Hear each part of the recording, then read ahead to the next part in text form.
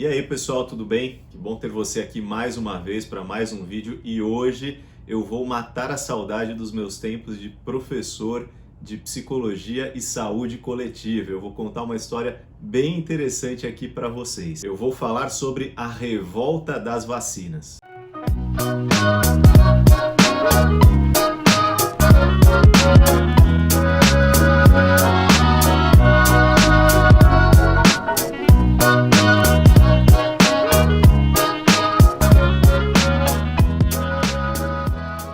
Nesses últimos dias a gente tem acompanhado nos jornais, nos sites, uma discussão que está tomando cada vez mais proporção. Na medida em que as vacinas para o coronavírus elas estão ficando prontas, não tem nenhuma pronta ainda, mas logo tudo indica que estarão. Está entrando uma discussão que é a seguinte: seremos obrigados a tomar a vacina ou não? Mais do que isso, é correto obrigar uma pessoa a ser vacinada?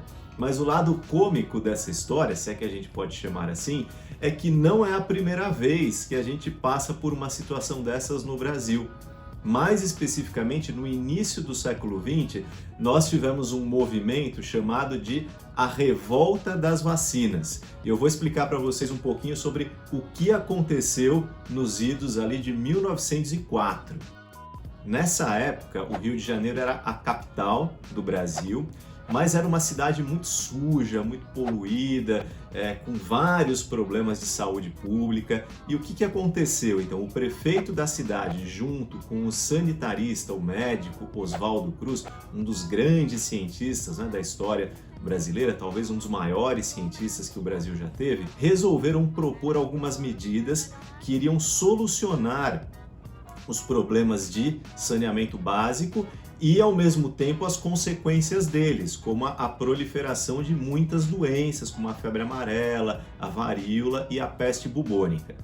O verdadeiro estopim dessa revolta, que começou em 10 de novembro, foi justamente a questão da vacina anti-varíola, porque essa vacina se tornou obrigatória. Então, todo brasileiro agora teria que tomar essa vacina, senão a pessoa não ia poder tirar seus documentos, casar, arrumar emprego, coisas desse tipo. Havia ali uma série de cerceamentos de possibilidades e liberdades da pessoa caso ela não tomasse a vacina. E pior, ainda levava uma multa. E além das vacinas, estava acontecendo algumas obras, alguma iniciativa do prefeito do Rio de Janeiro na época, de desapropriação de alguns lugares, fazer avenidas, redes de esgoto, enfim.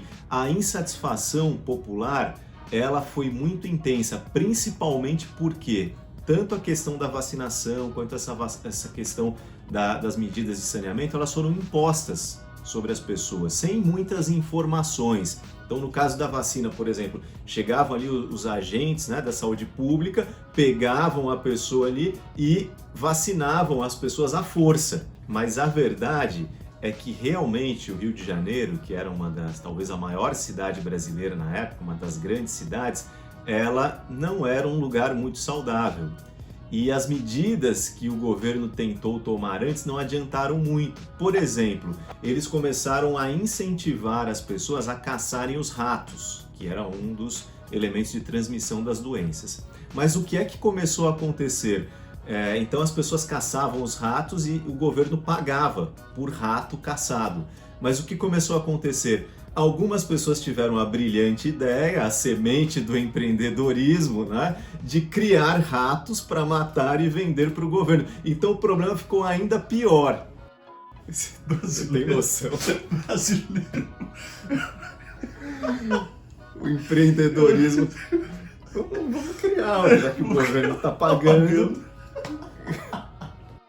Bom, foi um verdadeiro desastre, como vocês já podem imaginar, e então mudou a estratégia para essas coisas mais compulsórias, obrigatórias. Então, o prefeito da cidade, Pereira Passos, e Oswaldo Cruz, o médico sanitarista, começaram a impor essas medidas de saúde pública. A lei ela saiu em janeiro de 1904, mas a coisa foi entrando ali em ebulição e em novembro eclodiu essa revolta das vacinas. Foi uma série de acontecimentos na cidade, as pessoas de fato pegaram em armas, queimaram coisas, enfim. Foi uma manifestação popular muito intensa, ao ponto de ser chamada de revolta das vacinas. Foi necessária a intervenção do governo federal para que essa revolta não ampliasse. Tinha gente querendo dar golpe de Estado no meio disso tudo, mas no final das contas, então, a Prefeitura do Rio de Janeiro entendeu que não deveria mais obrigar as pessoas a tomarem vacina.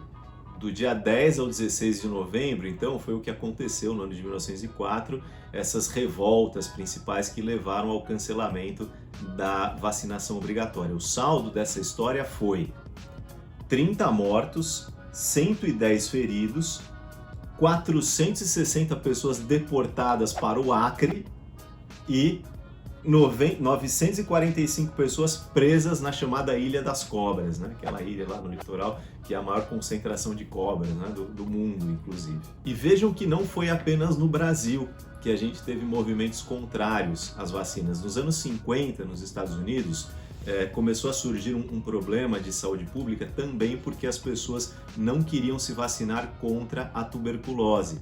E o que os americanos fizeram? Juntaram um grupo de estudiosos, de psicólogos, para tentar entender quais eram os motivos que levavam as pessoas a não quererem ser vacinadas. E esse foi um evento importante para a psicologia porque a partir desse núcleo, desses pesquisadores, foi se desenvolvendo o que veio a se tornar depois uma área da psicologia, que é a psicologia da saúde, que estuda exatamente isso, a questão dos comportamentos de saúde, de como a psicologia ela se alinha, não é, com as outras ciências da saúde, por aí vai. Diante de tudo isso, cabe aqui a pergunta: então por que é que as pessoas se recusam a tomar vacinas? O que acontece que, em termos de mecanismos psicológicos, que faz com que alguém diga eu não quero ser vacinado?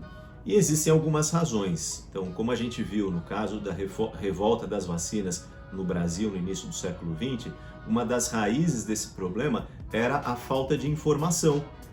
Então a coisa foi feita de uma maneira assim muito abrupta e violenta também. Logo as pessoas tiveram uma reação de não saber o que estava acontecendo, elas não foram devidamente informadas do que era uma vacina. Imagina, se hoje em dia as pessoas não entendem direito isso ainda, imagine há mais de 100 anos atrás. Então era uma época de muita ignorância, inclusive, com relação às novidades da ciência, enfim, a própria microbiologia ainda estava se desenvolvendo. Então muitas pessoas não entendiam o que iria acontecer. É natural que elas tivessem medo de injetar um líquido no seu organismo, ainda que com a promessa de que aquilo iria prevenir uma série de doenças. Então a falta de informação foi uma das razões. O ser humano normalmente tem medo do desconhecido. Essa é uma característica psicológica. Então, por causa da falta de informação, desperta-se o medo e, lógico, o medo produz uma reação de afastamento. A gente não gosta de ficar perto das coisas que a gente tem medo. A gente não coloca dentro da nossa casa as coisas que a gente tem medo. É natural que eu não queira tomar um remédio, uma vacina, se eu tenho medo do que ele possa fazer comigo. Associado a essa questão da falta de informação e do medo, naquela época já, e ainda hoje a gente ouve bastante, existem as fake news, ou seja, a desinformação. Por um lado, né, tem alguém tentando explicar o que é, e por outro lado tem uma série de pessoas também dizendo as coisas mais absurdas sobre as propostas, né, de saúde. Então, por exemplo, no caso do que diz respeito aí à vacina do coronavírus, tem gente falando o seguinte, que essa vacina, eu sei que parece absurdo, mas eu já ouvi esse tipo de coisa, que essa vacina, por exemplo, a produzida na China, ela tem um objetivo de dominação ideológica. Será que a produzida na Inglaterra também? E a produzida nos Estados Unidos? Vocês percebem? Não faz sentido, mas muitas vezes a gente acredita. Aliás, a questão das fake news é um assunto bem interessante também, que um dia a gente vai falar aqui no canal. Por que tanta gente acredita em fake news. Mas associado então a essa desinformação, a gente vai ligando os pontos. Então, falta de informação junto com informações erradas, é natural que esse medo do desconhecido se amplie ainda mais. E isso acaba gerando a desconfiança. Quando eu desconfio de alguém, obviamente que eu não vou permitir entregar ali o meu próprio corpo, né, para que essa pessoa injete alguma coisa. Imagina, se eu não confio em quem está fazendo isso. Então, todo esse ciclo de desinformação, medo e falta de confiança ajudam a entender a resistência que muitas pessoas têm à vacina. E faz sentido, porque isso é inclusive uma forma de preservação da espécie, né? Esse medo do desconhecido, essa falta de confiança em algo que a gente não sabe muito bem o que é, em várias situações da vida pode preservar a nossa existência, inclusive. Mas quando a gente está falando de um problema de saúde pública, a gente tem que tentar olhar de uma maneira mais ampla também. Então, por exemplo, tem muita gente que fala, é um absurdo vacina obrigatória, mas já existem vacinas obrigatórias no Brasil, uma série delas. Então a BCG, por exemplo, que a criança tem que tomar, a vacina contra o pólio, e raramente a gente ouve, né, de revoltas, entre outras coisas. Por quê? Porque essa barreira, que é a barreira do medo e da desconfiança, não existe mais. Aliás, sabem como foi resolvido o problema no Rio de Janeiro? Lembra que eu comentei que no final das contas o governo decidiu que não iria obrigar as pessoas? Então, eles começaram agora a tentar motivar as pessoas, instruí-las. Muitas pessoas começaram a ser vacinadas e, de maneira geral, a população começou a perceber o seguinte, que quem tomava a vacina não pegava a doença. Logo, naturalmente, com o passar de 2, 3 anos, as pessoas aderiram ao comportamento a favor da vacina. Por quê? Porque elas viram o resultado. Então, é muito provável, não é, que não somente coronavírus, mas qualquer outra doença para a qual surja um novo remédio, uma nova vacina, um grande número de pessoas vai ter esse receio, vai ter medo. E isso é algo natural do ser humano. Qual é a solução para isso? Como a gente acabou de ver aqui, é a informação. Quanto mais informação nós tivermos, quanto mais conscientes nós tivermos, nós podemos então tomar uma decisão. Frankl fala uma coisa muito interessante na logoterapia, que o ser humano ele sempre está correndo o risco de cair em duas posturas. Uma delas é o conformismo. O que significa o conformismo? É fazer aquilo que todos fazem. E outra postura é o totalitarismo, que é fazer aquilo que querem que eu faça. O indivíduo que não tem autonomia, que não é capaz de pensar por si mesmo, de tomar suas próprias decisões, ele facilmente pode cair em uma dessas duas coisas. Então ele pode, todo mundo está falando que não vai tomar, então eu também não vou tomar. Ou o contrário, estão mandando que eu tome, então eu vou tomar. Percebem? Mas em nenhuma das duas coisas a postura foi autônoma. E é impossível nós tomarmos uma decisão autônoma sem informação. Então, se o governo ou os governos querem que as pessoas tomem a vacina, o melhor caminho, sabem qual é? Informar. Deixar claro para as pessoas quais são os benefícios, quais são os riscos, por que ela deve tomar, com campanhas, né? No caso ali do desenvolvimento da psicologia da saúde, uma das conclusões que eles chegaram, aquele grupo de estudos lá nos Estados Unidos nos anos 50, foi isso, as pessoas precisavam de mais informação. No Brasil, a gente tem uma experiência assim, que é referência no mundo inteiro, que é a vacina contra pólio. Quem aqui não se lembra do Zé Gotinha?